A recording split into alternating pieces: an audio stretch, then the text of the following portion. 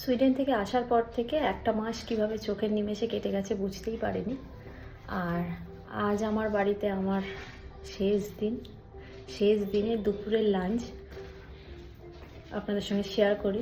বেশ স্পেশাল কিছু খাবার দাবার আজকে হয়েছে, যেগুলো আমি খুব পছন্দ করি। আমার মা সবটাই গুছিয়ে রান্না করেছে, কারণ আমার তো সে একটা বছরের অপেক্ষা। আর নিজে হাতে রান্না করে খাওয়া মানে বুঝতেই পারছেন যেরকম হয়, হাজারটা কাজের মাঝে আর কি ওরকমই চলে দৈনন্দিন জীবন আমাদের। তাই আপনাদের একটু দেখাই আজকে আমার মা কী রান্না করেছে। বেশিক্ষণ এই খাবারগুলো সামনে রেখে বুঝতে পারছি না, খিদে পেয়ে গেছে, তাই আপনাদের সঙ্গে একটু শেয়ার করি।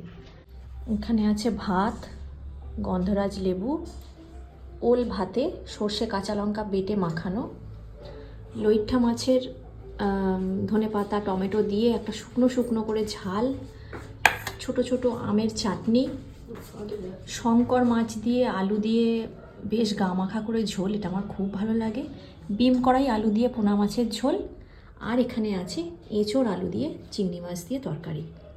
অনেক কিছু আয়োজন করেছে আমার মা, যা খেয়ে কতটা শেষ করতে পারবো আমি জানি না, কিন্তু দেখেই শান্তি লাগছে, এতগুলো পদ।